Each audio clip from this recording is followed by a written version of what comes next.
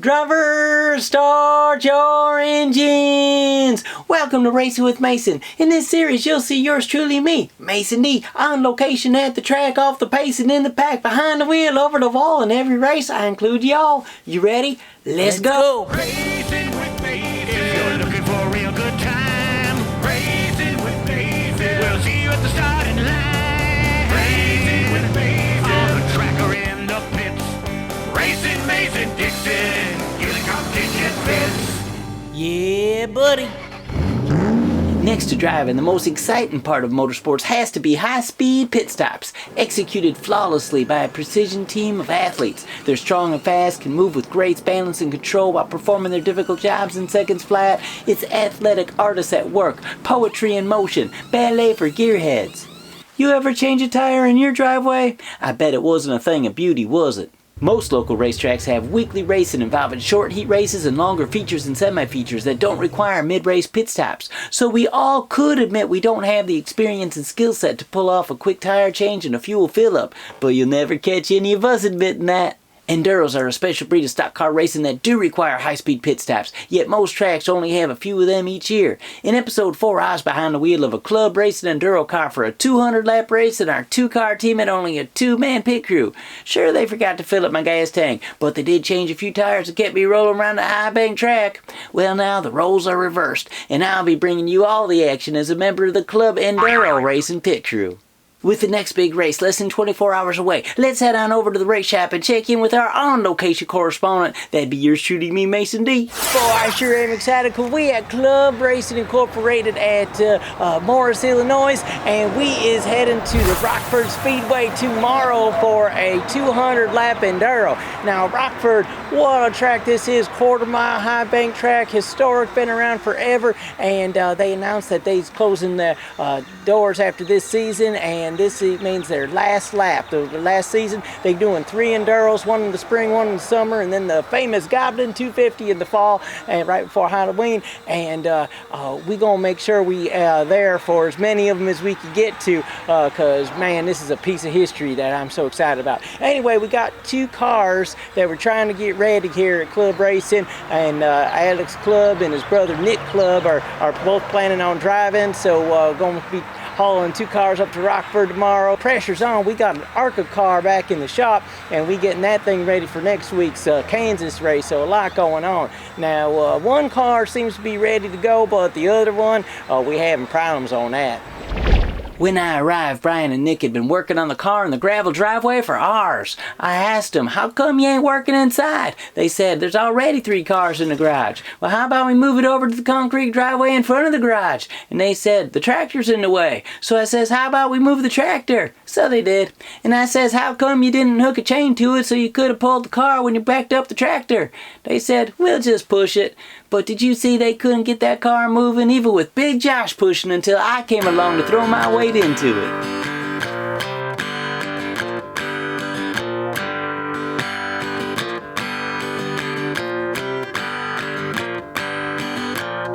So Brian, tell us the challenges you've had so far today. I hate stock suspension. Trying to change anything on the rear of a car is next to impossible. On a wrecked car. Yeah. The wrecked ones are the bad ones. They all take this off and just put a roller under it. Now friends, this is how that rear tire's supposed to be sitting. Too bad we can't just weld it in place right there. There you go. See, it looks great. Now it doesn't look good. Once the prep crew got the patient ready for surgery, the surgeon moved in with the air chisel to take all the glory.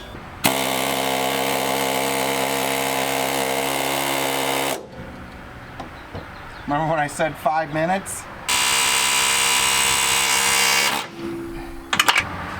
That was tough. So these guys, it took them 4 hours of working on it, and I did it in 8 minutes. I wake up in the morning and I piss excellence. I'm just a big, hairy American winning machine. Normally it costs you about $1,500 to build a cheap enduro car. We bought 2 cars for $700. This car was flipped in an enduro, and then the guy went and flipped the guy that flipped him. and then decided to quit enduro racing. Just in case you was wondering, cars, like turtles, don't like to be flipped. So we had to completely repair the whole right rear suspension on it because it was destroyed. So that's what we're doing now. Nick's trying to get everything bolted up after I air hammered everything out. And then we just got to fix the hole in the gas tank, and then we're good to go. So then we'll be ready to have some fun at Rockford tomorrow. Now, if you spent any time around me, you already know that I believe that in racing, it's not only important to go fast, but you gotta look good while you're doing it. The driver's name above the door is a time-honored tradition that most drivers take quite seriously. All of them cup drivers have their own special fonts and stuff. Well, we don't have that, but we do got a can of yellow paint, so I proceeded to make this car look pretty.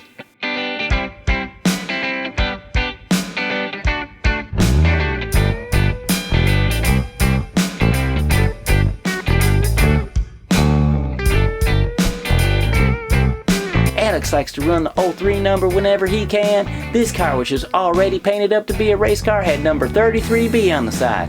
It just so happened I brought some black and yellow duct tape with me, so y'all get to see the master at work. I never could get my knuckles to crack.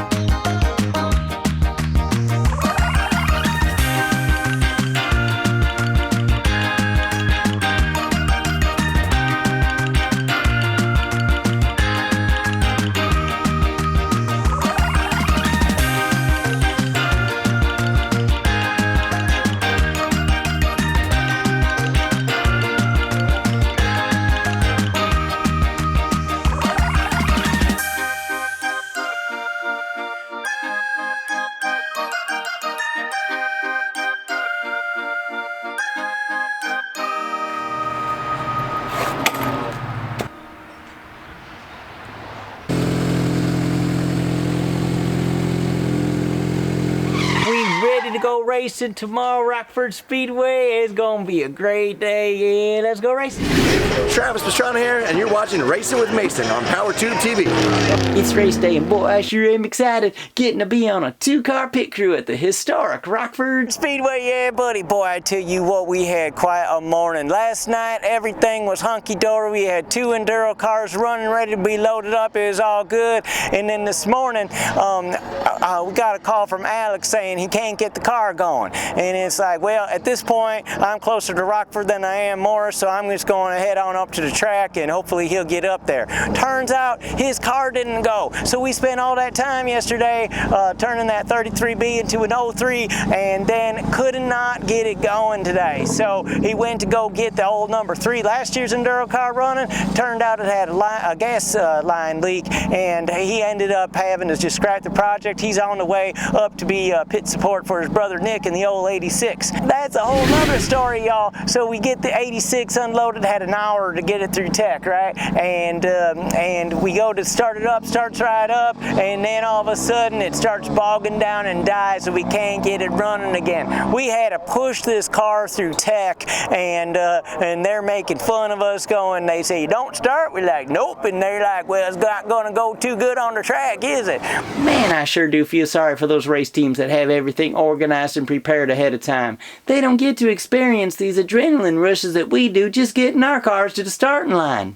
There was water in the fuel because Alex's dad Brian poured water in the fuel, but that's because they had, you know, hey, I'm trying to stay out of this, but some, we'll just say idiot, put water in a fuel tank because they needed water, and they so used a fuel tank, and then they didn't like pour it out or mark it or whatever. So we think we have a gas tank, and we're pouring it into the gas tank, and it turned out to be water. So we had to pump all this water out. Finally got it going, and we got Nick on the starting lines. Now STP, this is what we call a missed opportunity. Could you imagine if you was our sponsor? I could have given you a commercial from real life experience. Folks, when someone on your team screws up and fills your gas tank full of water, don't load up and head home. Go get yourself some STP gas treatment. One bottle treats up to 28 gallons of fuel, and it has water absorbing agents that removes moisture. STP gas treatment.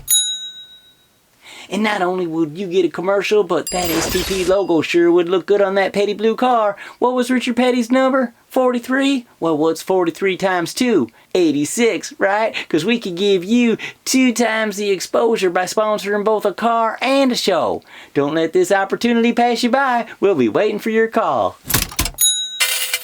We ran enough gas through it, spitting and sputtering, running the battery dead, recharging it, and jump packs, and we finally got it going. I'm hoping it'll be all right. Nick's out on the track with it. He last car lined up, I think, but yeah, the thing that worries me is he had to shut it off. right. So hopefully it'll start. We don't know.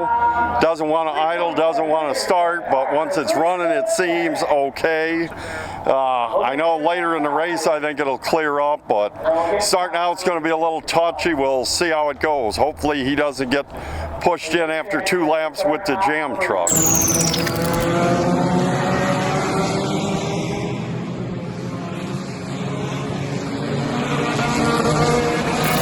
Unlike a NASCAR where the pit crews can watch the action on TV monitors and pit road is right there in the infield, here the pit crews watch from the grandstand, and if they see their car heading to pit road, they sprint to their car haulers out in the pit area behind turns 3 and 4. Alright y'all, so the race has started, and I don't know how many laps they did, maybe 10, 20 laps, and there's a red flag, and we just found out Nick, who's on the front stretch with all the other cars, red flag stopped, he's got a flat tire. So Alex and Brian finally made it up, so we ready to go into tire changing duty right here, get that right front changed in and get Nick back out there. He's done real well here before, and he does real good in Enduros. Last Enduro, last year at Grundy, he got a top 5, so that was real impressive. I think I was 27th, so he does real good. He's a good driver. He got good car if we get that water out, so hopefully he'll come in here and we get them changed up real quick, and we'll get him back on.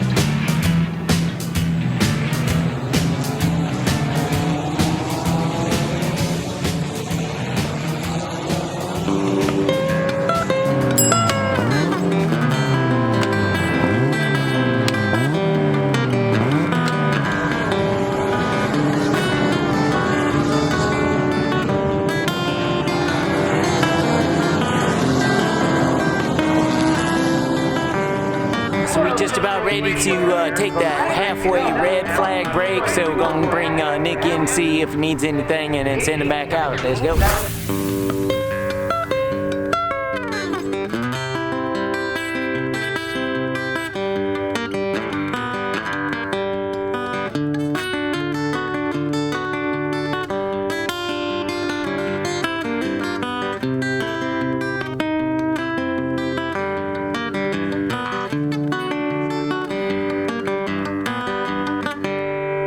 Halfway break is over. We did change the right front and gave him a little bit more tread, but still running, and he says he's shutting the car off and restarting it out there, and then that's clearing it up. So he's got some electronic problem there, but it's working pretty good for him. So anyway, we'll see how the second half goes.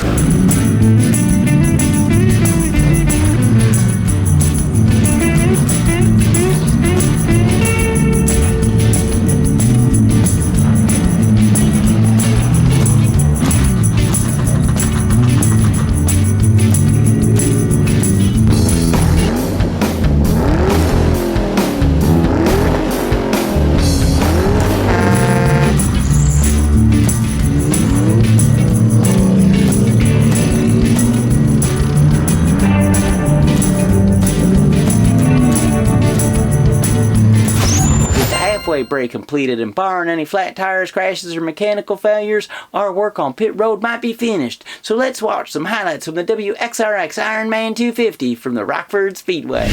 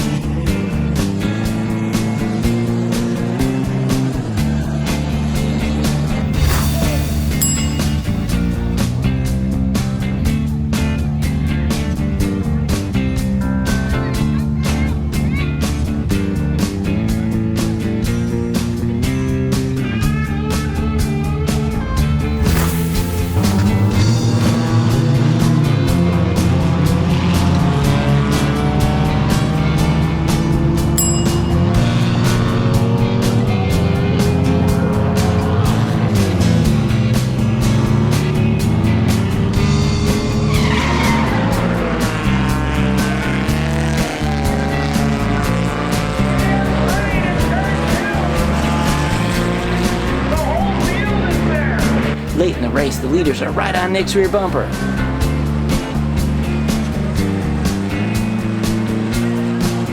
By the time they get to turn 2, the first and second place cars passed him up.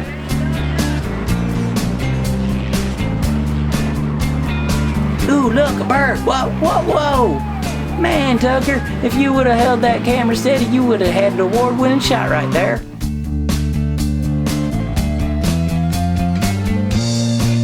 From this angle, you could see the car was already going over. Maybe Nick should have nudged him a little harder, roll him all the way over and back onto his tires.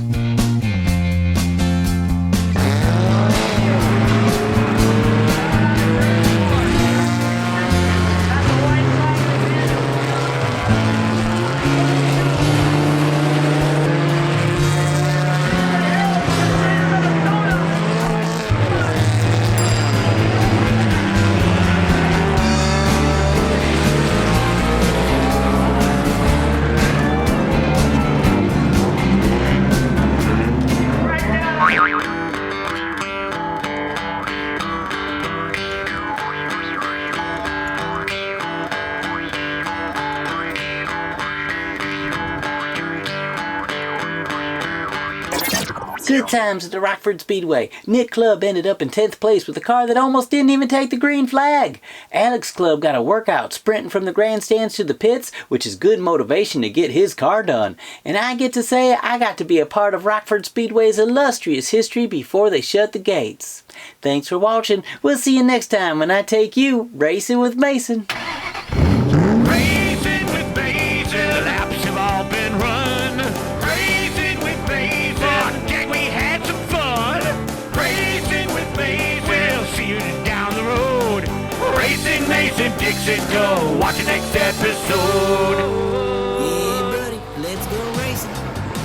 Yeah, yeah, yeah. Yeah, yeah, yeah. Yeah, yeah, yeah, yeah, yeah. Yeah, yeah, yeah.